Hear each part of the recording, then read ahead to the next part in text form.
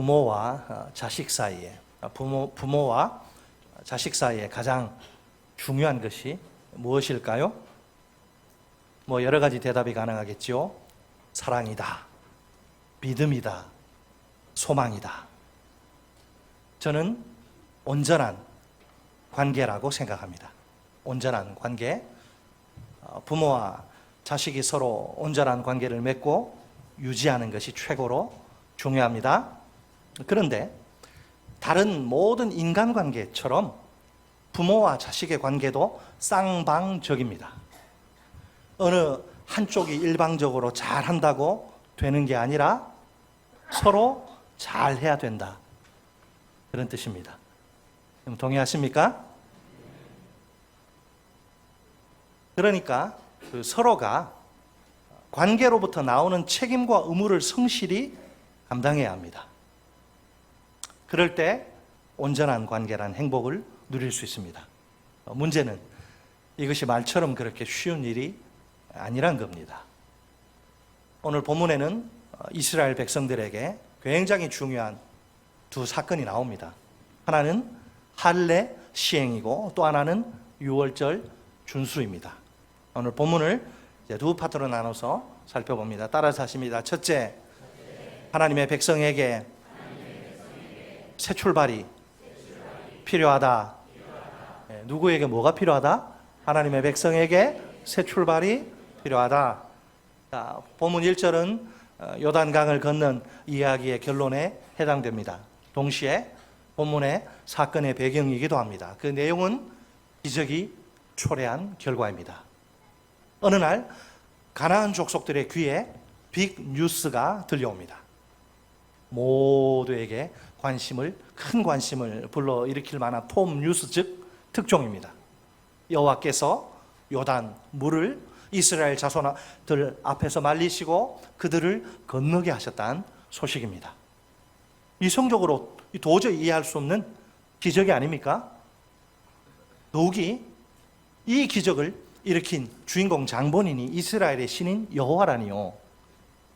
본문 1절 하반절에 가나안 족속들의 본문 1절 하반절은 가나안 족속들의 반응을 이렇게 소개합니다. 마음이 녹았고 이스라엘 자손들 때문에 정신을 잃었더라.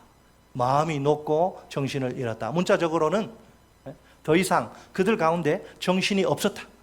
더 이상 그들 가운데 정신이 없었다. 정신 나갔다. 정신 출장 간 거 완전히. 가나안 족속들이 받은 충격은 거의 메가톤급. 여호와란 신이 도대체 누구에게 이런 기적을 일으킨단 말입니까? 그들은 곧바로 엄청난 공포에 사로잡히고 맙니다. 혼비백산이라는 표현이 잘 어울리겠지요? 딱 어울리겠지요? 지금 이스라엘 백성들은 요단강을 이제 기적적으로 건너 길갈이라는 한 곳에 진을 친 상황입니다. 4장 19절을 보면 그날이 언제냐? 첫째 달 10일입니다. 10일.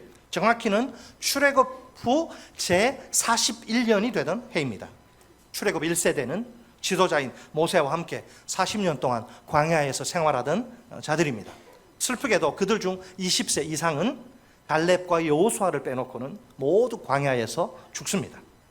이제 출애굽 2세대 시대가 열립니다. 그들은 여호수아와 더불어 가나안 땅에서 새 출발을 해야 합니다.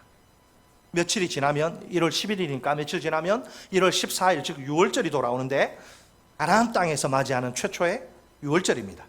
1월 10일은 그러면 어떤 날이냐? 유월절 양을 골라서 잡아 준비하는 날입니다. 이스라엘 백성들은 길갈에서 유월절을 보내야 합니다. 그런 후 가나안 입성을 위한 첫 번째 전투에 돌입해야 합니다. 출애굽 1세대의 경험과 비교하면 어떻습니까? 그들은 1월 14일에 애굽에서 유월절을 지킵니다. 그 다음 날인 1월 15일에 애굽을 탈출합니다. 애굽 땅에서 최초의 유월절을 보낸 후 출애굽을 한 것이죠. 그들은 더 이상 애굽의 신들과 백성들을 섬기는 애굽의 노예로 살아서는 안 됩니다. 오직 유일신 여호와를 섬기는 여호와의 백성으로 살아야 합니다. 그들 앞에 새 출발이 놓여 있는 셈입니다. 출애굽 2세대는 약속의 땅에서 최초의 유월절을 보내게 될 것입니다. 그런 후 그 땅을 정복하게 될 것입니다. 정복은 출애굽 때처럼 유월절이 기념된 뒤에 실행될 것입니다. 새로운 땅에서 하나님만을 섬기는 그분의 백성으로서 새 출발을 하는 것이지요. 출애굽 1세대나 2세대나 그들을 향한 하나님의 제1의 관심은 똑같습니다. 그들이 하나님의 진정한 백성으로 살아가는 것입니다. 출애굽을 한 후 광야에서나 요단강을 건너 가나안 땅에 들어가서나 마찬가지입니다. 여기에 모인 우리는 어떻습니까? 과연 우리에게 가장 중요한 것은 무엇일까요? 하나님이 보실 때 그것은 하나님과의 온전한 관계입니다. 이 관계를 잘 표현하는 한 가지 그림이 언약이라, 커버넌트, 언약. 히브리어는 베리트라고 하는데 언약인데, 우리는 하나님의 새 언약 백성이에요. 사도 바울은 에베소서 2장에서 우리 안에서 일어난, 우리가 어떻게 하나님의 새 언약 백성이 되었는지, 우리 안에서 일어난 엄청난 변화를 자세히 소개합니다. 도대체 어떤 변화입니까? 원래 하나님의 새 언약 백성이 되기 이전에 우리는 육체로는 이방인이었어요. 이방인. 유대인들로부터 이제 할례를 받지 않은 저 무리라, 그렇게 손가락질 당하던 자들이었습니다. 그리스도 예수 밖에 있었고 이스라엘 나라 밖에 사람이었습니다. 약속의 언약들에 대하여는 외인이요, 세상에서 소망도 없고 하나님도 없던 자들입니다. 그런데 이제는 전에 멀리 있던 우리가 그리스도 예수 안에서 그리스도의 피로 가까워졌습니다. 이제부터 우리는 외인도 아니요 나그네도 아닙니다. 오직 성도들과 동일한 시민이요 하나님의 권속입니다. 마땅히 우리는 지금부터 과거와는 완전히 다른 삶을 살아야 합니다. 어떤 삶? 하나님의 새 언약 백성으로서의 삶입니다. 과거에는 꿈도 꿀 수 없던 그런 삶이에요. 언약이란 차원에서 보면 이렇게 표현할 수 있습니다. 우리는 하나님의 통치를 받으며 살아야 한다. 그 삶은 하나님의 말씀에 대한 순종으로 나타나야 한다. 다른 말로 하면 이것은 언약에 충성을 바치는 삶이다. 출애굽 1세대나 2세대뿐 아니라 우리도 새 출발을 해야 합니다. 그런데 새 출발을 위해서는 준비가 필요합니다. 이 준비는 새 출발을 위한 전제 조건입니다. 따라서 하십니다. 둘째, 새 출발의 조건은 정체성, 확립이다. 하나님의 백성이 새 출발을 해야 되는데 새 출발의 조건이 있어요. 그 조건은 정체성, 네가 도대체 누구냐? 정체성, 확립이에요. 확립. 자, 본문 2절에 따르면 하나님이 여호수아에게 한 가지 명령을 하다라 하십니다. 우리 2절 같이 읽습니다. 시작. 그때에 여호와께서 여호수아에게 이르시되 너는 부싯돌로 칼을 만들어 이스라엘 자손들에게 다시 할례를 행하라 하시매. 아멘. 여러분, 할례가 뭔지 아시죠? 남자의 성기 그 끝부분에 포피를 벗겨서 잘라내는 시술이에요. 시술. 할례 도구는 부싯돌로 만든 칼입니다. 이 칼은 단단한 바위를 깨뜨려서 그 면을 날카롭게 해서 제작하는 특수 칼이에요. 특수 칼. 자, 이 명령의 대상은 누구입니까? 누가 할례를 받아야 되지요? 옛날에 이미 할례를 받은 자들, 즉 출애굽 1세대가 아닙니다. 아직도 할례를 받지 못한 자들, 즉 곧 출애굽 2세대입니다. 여러분 아시다시피 할례에 대한 최초의 성경의 명령은 창세기 17장에 등장합니다. 거기에 보면 하나님이 아브라함에게 할례를 명령하십니다. 창세기 17장 10절로 11절 말씀입니다. 너희 중 남자는 다 할례를 받으라. 이것이 나와 너희와 너희 후손 사이에 지킬 내 언약이니라. 할례를 언약이라고 이야기합니다. 너희는 포피를 베어라. 이것이 나와 너희 사이의 언약의 표징이니라. 아멘. 자, 이스라엘 자손들에게 이 할례의 의미는 매우 중요합니다. 할례는 하나님과 이스라엘 사이의 언약의 표징이에요. 언약의 표징. 여러분, 언약이 뭐예요? 언약은 말로써 하는 단순한 약속 정도가 아니죠. 여기 지금 이 언약은, 성경의 언약은 두 인격 당사자 사이의 그 공적인 관계를 법적으로 형성하는 것을 의미합니다. 여호와는 공식적으로 여호와는 이제 이스라엘의 하나님이 되시고 이스라엘은 공식적으로 하나님의 백성이 되는 것입니다. 자, 여기서 그러면 중요한 것은 언약과 율법의 관계, 언약과 법의 관계. 법은 언약이란 공적인 관계가 형성되고 난 뒤에 주어지는 거예요. 그 언약을 유지하기 위한 수단과 방법으로서 말입니다. 법 안에 있어야 언약 백성이, 법을 벗어나면 언약 백성이 아닌 거예요. 그렇다면 언약은 법의 상위 개념이죠. 법적 권위를 근본적으로 가능하게 만드는 개념이에요. 여러분, 구약의 율법은 하나님이 주신 은혜의 방편입니다. 자, 하나님이 이스라엘을 만민 중에서 선택하셔서 구속하십니다. 그들을 당신의 백성으로 삼아 주십니다. 하나님은 이 관계를, 언약 관계를 계속 유지하기를 원하십니다. 그래서 그 수단으로 율법을 주시는 거예요. 이스라엘이 하나님의 언약 백성으로 계속 살고 싶다면 율법을 지켜야만 합니다. 자, 이 언약이 굉장히 중요한 그 구약의 그 주제인데요. 이 언약을 제대로 이행하려면 그 당시에 고대 근동에서 맺었던 여러 가지 일반적인 계약이라고 하는 게 좋아요. 계약 체결 관습을 알아야 합니다. 먼저 이제 계약을 체결하려고 하면 그 두 사람이 동물의 몸을 반으로 쪼갭니다. 동물 당연히 죽겠죠. 피 흘리고. 자, 그런 다음에 그 반으로 쪼개진 동물 그 몸 사이로 그 계약의 두 당사자가 함께 걸어가요. 통과해서. 자, 이것은 상징적인 행동. 만약 어느 한쪽이 지금 일방적으로 이 계약을 깨뜨리면, 파괴하면 어떻게 될까요? 지금 몸이 쪼개져서 피 흘리고 죽어간 짐승처럼 자기 목숨을 내놓아야 합니다. 계약을 체결할 때 벌써 그런 약속을 한 것이죠. 이것을 가리켜 계약의 저주라고 합니다. 절대로 이 계약을 내가 깨지 않겠다는 그런 의미죠. 깨면 이 동물처럼 계약의 저주로 죽어야 한다는 거예요. 자, 그런데 하나님이 아브라함과 맺으신 언약은 좀 다른 경우입니다.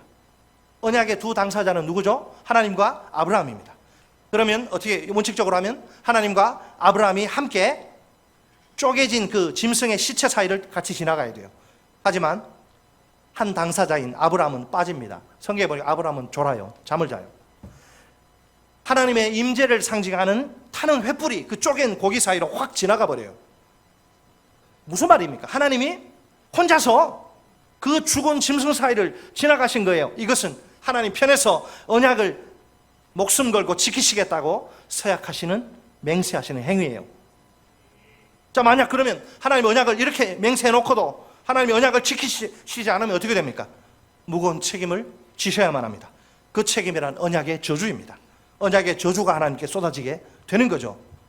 사실을 말하자면 그것이 원칙이지만 그런 일은 하나님께는 절대로 있을 수 없지요. 그렇다면 이게 무슨 의미냐? 이 언약은 반드시 성취되고야 말 것입니다. 하나님이 그 성취를 이처럼 강력하게 보증하십니다. 그러면 아브라함이 자다가 일어나는데, 그러면 언약의 또 다른 당사자인 아브라함은 그러면 팡팡 놀면 됩니까? 어떻게 해야 합니까? 하나님이 그에게 뭘 요구하세요? 자, 너도 뭘 좀 걸어야지. 너 언약의 표징을 내게 보여줘. 너 할례 받아. 할례를 언약의 표징으로서 할례를 요구하십니다. 그래서 아브라함의 후손들, 곧 남자들은 모두 다 대대로 반드시 할례를 받아야 합니다. 난 지 8일 만에 다 할례를 받아. 만약 할례를 받지 않으면 하나님의 백성 중에서 끊어지게 될 것입니다. 호적이 다 파지는 거예요. 하나님의 언약을, 할례를 하지 않으면 하나님의 언약을 고의로 깨뜨린 것으로 하나님이 간주하시기 때문입니다. 누구든지 할례를 받지 않으면 그는 더 이상 하나님의 백성이 아닙니다. 그렇다면 할례는 아브라함 편에서 언약을 지키겠다고 서약하는, 맹세하는 행위입니다. 자, 하나님도 목숨을 걸고 맹세하시고 아브라함도 할례를 통해서 이 언약을 지키겠다고 맹세하는 것, 이게 언약이죠. 물론 여러분, 언약의 한 당사자이신 하나님은 언약에 신실하시죠? 하나님 편에서 언약을 깨뜨리시는 법은 절대로 없습니다. 그렇다면 언약의 또 다른 당사자인 아브라함도 언약을 잘 지켜야 합니다. 할례는 인간인 아브라함 편에서 내가 언약을 이행하겠습니다 약속하는 표와 같습니다. 자, 분명 아브라함의 언약은 하나님의 무조건적인 선택과, 왜 아브라함인지 몰라요. 왜 아브라함입니까? 무조건적인 선택, 하나님의 무조건적인 선택과 무조건적인 약속에서 사실 출발하죠.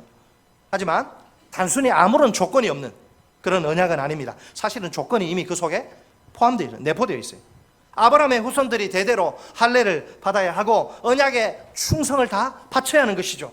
그러니까 아브라함의 언약은 무조건적인 선택과 조건적인 행동의 결합인 셈입니다. 따라서 하십니다. 무조건적인 선택과 조건적인 행동의 결합. 하나님의 아브라함을 선택하셔서 언약을 맺으셨는데 하나님은 그 언약을 반드시 지키시는데 그 내용은 이제 땅과 자손이죠. 아브라함도 지켜야 합니다. 어떻게? 할례하면서 내가 하나님의 법을 지키겠습니다. 하나님의 백성으로. 자, 그러면 여러분, 할례가 왜 할례를 받아야 되느냐? 할례가 가지는 상징적인 의미는 무엇일까요? 먼저 아브라함의 자손들을 할례 받지 못한 이방인들과 철저하게 구별하고 분리하는 거죠. 다음으로 그 할례를 보면서 이방인들 할례 안 받으니까 아브라함의 언약을 영원히 기억하게 만듭니다. 그 할례를 내 언약이라고 하실 정도로 할례를 보면서 항상 하나님의 언약을 기억하는 것이죠. 우리가 예를 들어 몸에 뭐 큰 흉터가 있으면 그 흉터를 보면 그 사고가 떠오르잖아요. 이게 흉터는 아니지만 할례는 하나님 목숨 걸고 맹세한 거기 때문에 그거 볼 때 내가 하나님의 언약 백성이구나, 내가 율법을 지켜야 되는구나, 그걸 늘 기억하는 거죠. 만약 할례를 받지 않으면 하나님의 언약과는 아무 상관이 없는 하나님의 언약 백성으로 이방인과 똑같은 언약 백성으로 인정될 수 없습니다. 결국 할례는 아브라함의 후손들의 정체성을 드러내는 특별한 수단입니다. 할례를 받은 그들이 바로 하나님의 언약 백성입니다. 자, 그러면 지금 하나님이 출애굽 2세대에게 할례를 명령하신 이유가 또 무엇입니까? 본문 4절로 7절에서 우리가 그 이유를 확인할 수 있습니다. 출애굽 1세대는 다 할례를 받은 하나님의 언약 백성입니다. 그들에게는 젖과 꿀이 흐르는 축복의 땅이 약속되어 있습니다. 하나님이 그들에게 맹세하셔서 주시리라 약속하신 땅이죠. 그러나 출애굽 1세대 중 남자 곧 모든 군사는 광야길에서 죽습니다. 정작 그 약속의 땅, 하나님의 맹세로 보증하시고 약속하신 그 땅에 들어가지 못한 거예요. 왜? 하나님 뭐 변덕이 생겼습니까? 하나님은 절대로 약속을 이기지 않아. 문제는 그러면 이스라엘에게 있네요. 본문 6절 상반절에 의하면 그들이 실패한 이유는 불순종 때문입니다. 뭐라고 성경이 말씀합니까? 이스라엘 자손들이 여호와의 음성을 청종하지 아니하므로. 아멘. 언약은 두 당사자가 다 언약에 충성을 다 해야 돼요. 하나님은 충성이란 말이 하나님께 어울리지 않으니까 하나님의 신실한 그 약속을 지키고 인간은 이 언약을 충성을 다 하고, 근데 인간이 깨뜨려 버리잖아요. 이스라엘이. 광야길에서 태어난 자 곧 출애굽 2세대는 아직 할례를 받지 못한 상태. 왜 그들이 할례를 받지 못한 것일까요? 이것은 그들이 처한 상황과 밀접한 관련이 있습니다. 여러분, 광야가 어떤 곳이에요? 불뱀과 막 맹수가 막 들끓는 땅, 사람이 살기가 거의 불가능하죠. 광야는 할례를 시행하기가 몹시 어려운, 거의 불가능한 장소입니다. 그들은 지금 농경민이 아니라 유목민으로서 목초지를 따라서 여기저기 떠돌아다니는 형편입니다. 텐트를 쳤다가 텐트 걷고, 텐트 쳤다 걷고, 주거가 일정하지 않아요. 그러다 보니 생활 자체가, 여러분, 우리가 주거부정이면 안정적인 삶과는 관계가 없죠. 생활 자체가 상당히 불안정할 수밖에 없습니다. 구름기둥이 인도하는 그 내비게이션인데, 구름기둥이 갑자기 딱 이렇게 있다가 움직이면 그들도 즉시 텐트 접고 이동해야 됩니다. 그 수많은 사람들이 생각해 보세요. 구름기둥이 멀쩡히 가다가 또 딱 어디 멈춰버려. 그러면 그들 역시 행진에 딱 멈춰야 됩니다. 싫든 좋든 거기다 텐트를 치고 살아야 돼요. 어느 곳에 얼마 동안 텐트를 치고 살아야 한다, 이런 계획 잡을 수가 전혀 몰라요. 오직 하나님만이 아시죠. 이런 상황에서 만약에 할례를 시행하면 어떻게 됩니까? 중간에 구름 기둥이 움직이면 어떻게 그 몸으로 움직이겠어요? 일주일 정도를 꼼짝하지 않고 이렇게 누워 지내야 되는데 이게 여러분 가능한 일입니까? 자연스럽게 할례가 오류될 수밖에 없는 그런 상황입니다. 나중에 가나안 땅에 이제 정착하면 집 짓고 살면서 그때 가서 시행하는 게 좋아 보입니다. 보다 안정적인 생활이 보장되니까 말입니다. 그러다 보니 오랜 세월 동안 출애굽 2세대 할례가 유보됩니다. 자, 이런 상황에서 하나님이 여호수아에게 이제 이 순간에 할례를 명령하십니다. 그래서 드디어 길갈이라는 곳에서 할례가 시행됩니다. 과연 그들에게 길갈에서 할례가 필요한 이유는 무엇일까요? 그게 두 가지 이유를 생각할 수 있습니다. 첫째, 유월절 규정에 따라 유월절을 지키기 위해서입니다. 그것이 하나님의 언약 백성에게 요구되는 삶이기 때문입니다. 출애굽 1세대는 모두 율법에 따라서 난지 8일째 갓난 아기 때 할례를 받죠. 그들은 출애굽의 정말 그 긴박한 상황 속에서 최초의 유월절을 지킵니다. 누가 뭐래도 그들은 하나님의 언약 백성이죠. 반면에 출애굽 2세대는 아직 할례를 받지 않은 상황입니다. 그래서 유월절에 참여할 수 있어요? 없습니다. 할례 받지 못한 자 유월절에 참여 못해요. 유월절 음식을 먹는 거 당연히 불가능합니다. 할례가 없는 이방인들과 다를 게 조금도 없는 거예요. 하나님의 뜻은 언약 백성인 온 이스라엘 회중이 유월절을 법대로 지키는 거예요. 이제 곧 1월 10일이니까 14일 곧 유월절이 다가오는 상황. 그들이 유월절에 참여해 음식을 먹으려면 반드시 할례를 받아야 합니다. 그렇다면 할례는 새 출발의 조건입니다. 둘째, 새로운 땅에서 새로운 삶을 살기 위해서입니다. 출애굽 1세대는 하나님 언약 백성, 그럼에도 불구하고 그들은 약속의 땅인 가나안에 들어가는 것이 허락되지 않습니다. 불순종으로 말미암아 하나님의 언약 백성으로 사는 일에 철저히 실패한 것이지요. 하지만 출애굽 2세대는 그들과 달라야 합니다. 그 조상들의 실패를 반복하지 말아야 합니다. 그들의 눈앞에 가나안 땅에서의 새로운 삶이 지금 놓여 있습니다. 그들은 그 땅에 들어가서 새 출발을 해야 합니다. 우선 언약 백성의 표지인 할례를 받는 일이 필수입니다. 할례 의식을 거행한 후에 하나님이 여호수아에게 할례의 의미를 가르쳐 주십니다. 본문 9절 말씀 같이 읽습니다. 9절 시작. 여호와께서 여호수아에게 이르시되 내가 오늘 애굽의 수치를 너희에게서 떠나가게 하였다 하셨으므로 그곳 이름을 오늘까지 길갈이라 하느니라. 아멘. 여기서 애굽의 수치란 무엇일까요? 애굽에 그 종살이 하잖아요. 430년 동안 애굽의 그 속박과 그곳에서의 비참한 삶을 수치로 표현하는 거예요. 노예로서 사는 삶이니까 오죽할까요? 하나님의 언약 백성에게는 더 이상 이게 전혀 어울리지 않는 삶입니다. 이제는 그런 삶과는 완전히 결별해야 합니다. 그래서 그들에게 할례가 필요합니다. 할례를 통해 이제 하나님의 백성으로서의 정체성을 확립하는 것이지요. 사실 인간적인 눈으로 보면 할례는 지금 여기서 할례 받는 거 위험천만한 행동입니다. 군사 전략적인 측면에서는 지금 큰 전투를 앞두고 있는데 군사 전략적 측면에서는 무모하고 어리석은 행동입니다. 만약 할례를 받은 후 누워있는 7일 동안 누워있어야 되는 누워있는 그 회복 기간에 적들이 기습을 하면 어떻게 됩니까? 힘 한번 제대로 써보지 못한 채 꼼짝없이 패배하고 말겠지요. 멀쩡히 두 눈 뜨고서 무기력하게 속수무책으로 당하는 겁니다. 자, 그렇다 할지라도 출애굽 2세대는 할례를 시행할 수밖에 없습니다. 하나님의 언약 백성으로서 새 출발을 시작하기 위한 하나님의 명령이기 때문입니다. 할례가 상식이나 군사 전략적 측면과 어긋난다 해도 어쩔 수 없어요. 무조건 순종해야만 합니다. 하나님의 언약 백성으로 사는 일에 완전히 실패한 출애굽 1세대입니다. 그렇다면 하나님의 언약은 어떻게 되는 걸까요? 언약의 당사자인 그들이 일방적으로 깨뜨리고만 언약 말입니다. 상식적으로 생각할 때 마땅히 취소되어야겠죠. 굳이 하나님이 계속 언약의 의무를 한쪽이 언약을 짓밟아 버렸는데 언약의 의무를 책임을 이행하셔야 할 이유가 전혀 없습니다.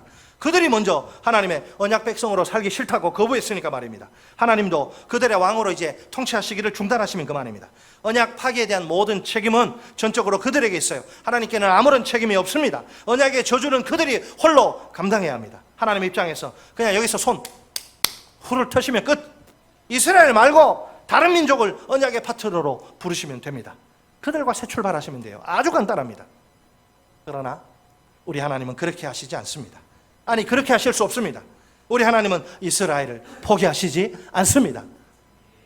이스라엘은 하나님을 버리고 하나님을 포기하고 하나님 필요 없다고 해도 하나님은 이스라엘을 포기하시지 않아요. 이스라엘의 실패가 하나님의 실패는 아닙니다. 끝도 아닙니다. 하나님께는 또 다른 계획이 있습니다. 그것은 새 출발입니다. 절대로 멈출 수 없는, 끊어질 수 없는 하나님의 언약적 사랑입니다. 헤세드예요. 본문 7절 상반절 말씀 보세요. 하나님의 계획이 뭐냐? 자, 보시면 상반절에 그들의 출애굽 1세대 대를 잇게 하신 이 자손에게 여호수아가 할례를 행하였으니. 아멘. 여러분, 하나님의 언약은 어떤 경우에라도 파기될 수 없어요. 오래전에 하나님이 아브라함에게 땅과 자손을 약속하시지 않습니까? 출애굽 당시 이스라엘 인구는 장정만 60만 명, 여자 어린아이 치면 200만 명 정도로 추산하는데 몇 명, 한 70명 되는 그 조그만 가족이 200만 명이에요. 여러분, 이게 기적 아닙니까? 기적? 자손의 약속이 그대로 성취된 것이죠.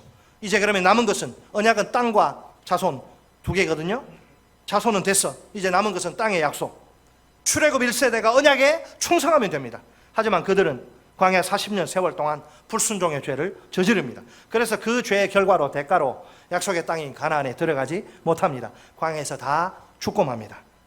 자, 이제 땅의 약속이 위기에 처했네요. 이 땅의 약속은 어떻게 됩니까? 그러자 하나님이 대타를 투입하십니다. 그들의 대를 잇게 하신 이 자손이에요. 그들은 출애굽 2세대입니다. 다른 민족이 아니라 이번에도 역시 이스라엘 백성들입니다. 아브라함과 맺으신 언약을 어찌하든지 성취하시려는 하나님의 강력한 의지입니다. 참으로 우리 하나님은 신실하십니다. 하나님의 백성은 실패해도 하나님은 실패하시는 법이 없습니다.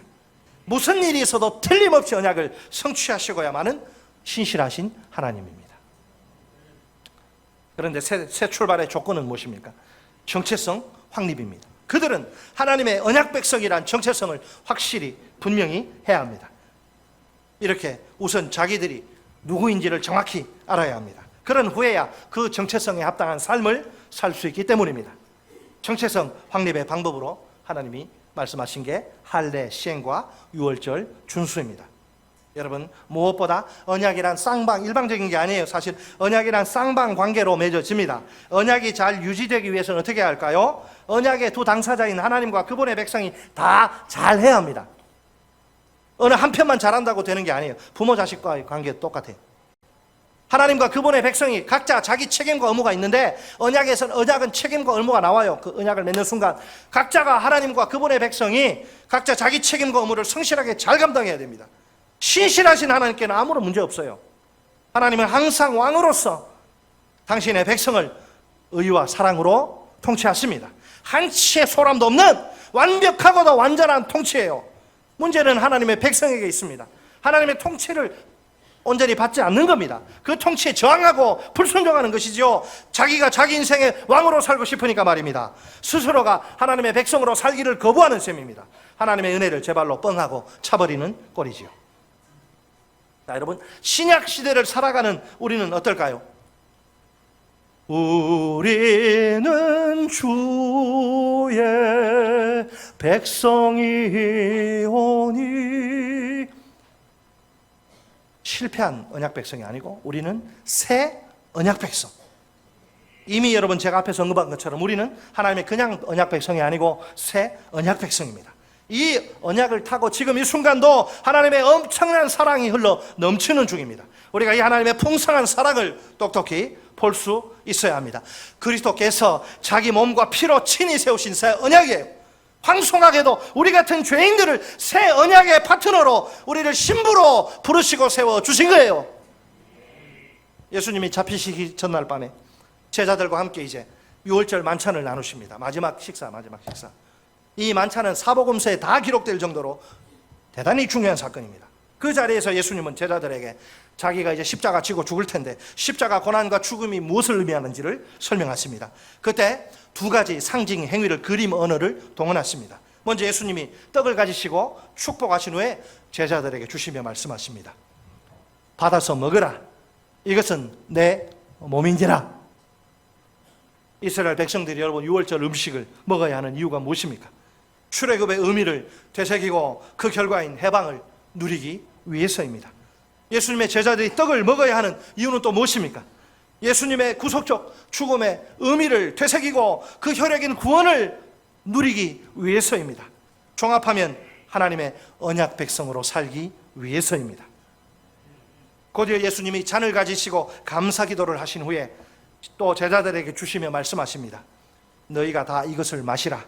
이것은 죄 사함을 얻게 하려고 많은 사람을 위하여 흘리는 바 나의 피, 곧 언약의 피니라.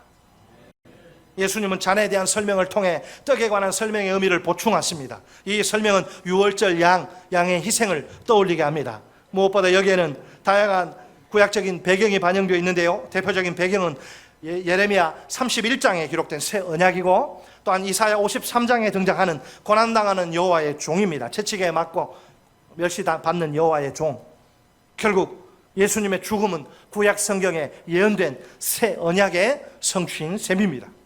여러분, 구약시대의 언약이 어떻게 성립됩니까? 희생 제물로 바쳐진 동물이 피 흘려 죽음으로써 성립됩니다. 그러나 이스라엘의 역사는 이 언약의 실패를 우리에게 생생히 보여줍니다. 하나님의 실패가 아니라 언약 백성인 이스라엘의 실패인 것은 당연합니다. 언약을 온전히 지킬 수 없는 그들의 한계가 문제입니다. 그래서 하나님이 이제 그 언약 말고 또 다른 언약, 새 언약을 준비하십니다. 우리 다 같이 오늘 본문은 책갈피 놓으시고 우리 예레미야 31장으로 가겠습니다. 예레미야 31장.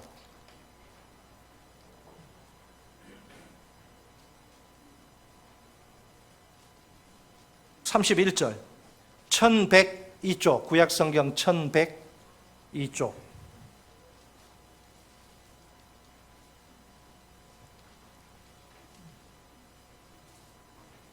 예레미야 31장 31절로 33절 1102쪽입니다. 시작. 여호와의 말씀이니라.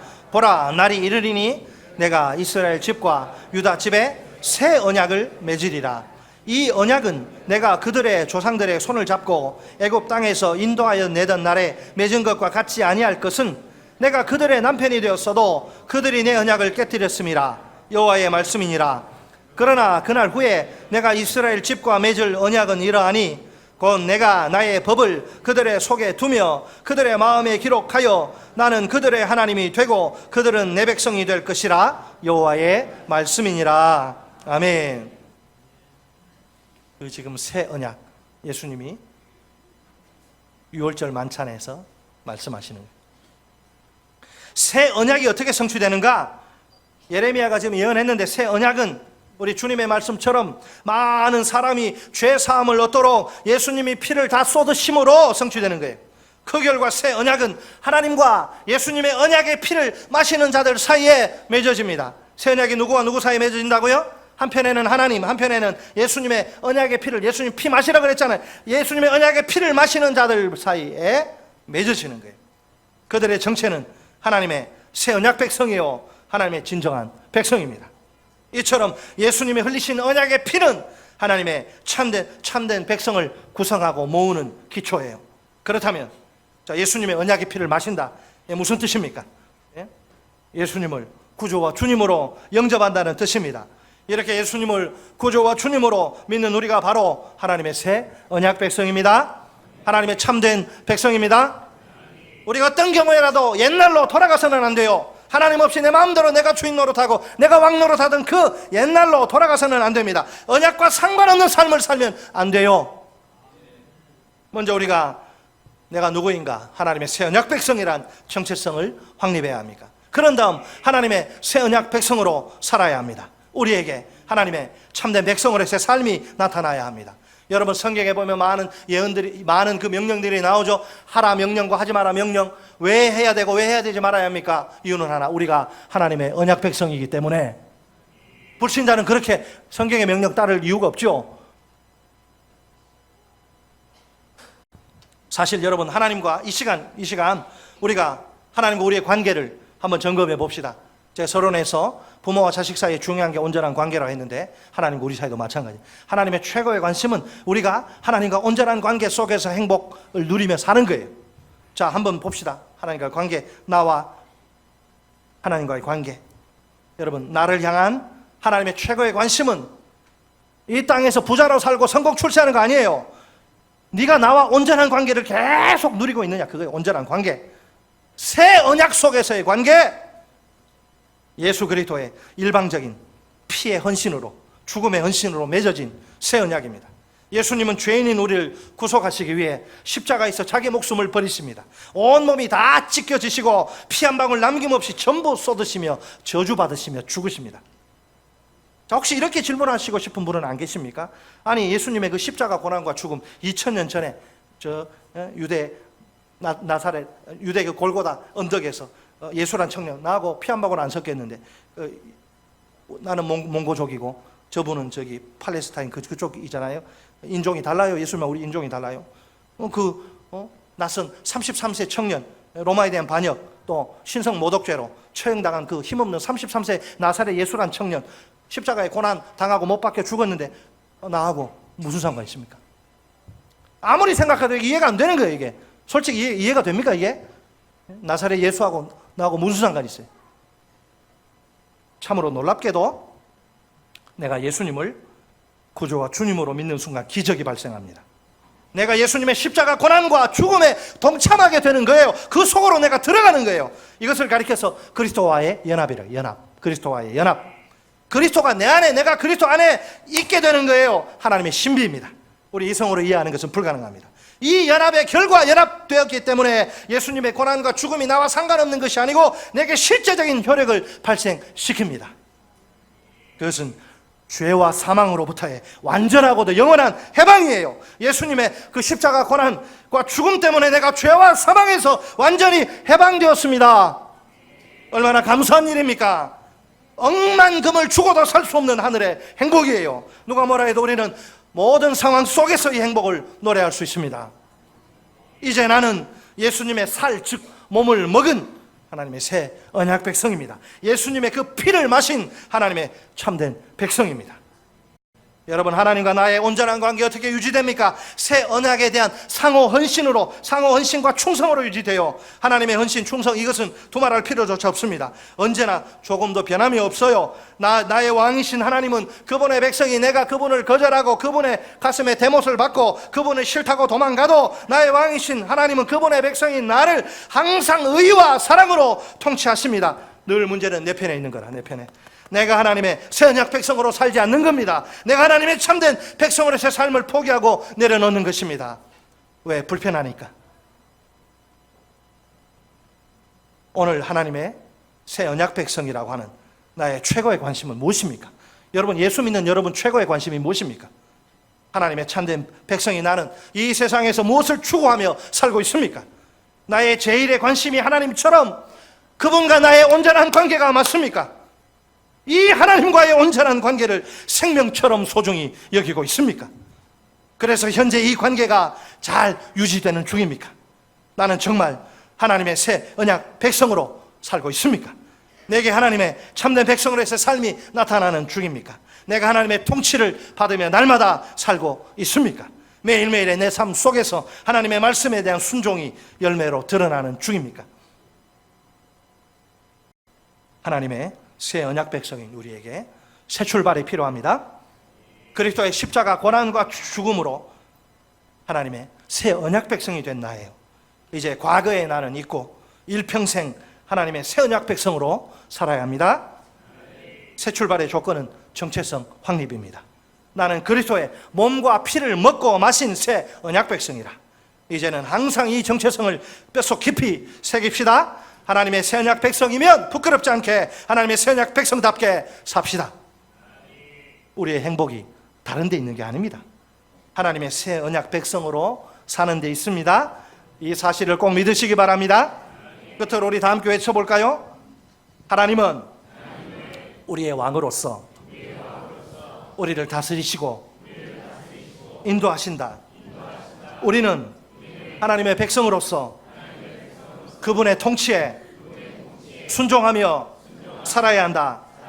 하나님이 언약에 신실하시듯이 우리도 언약에 충성을 바쳐야 마땅하다.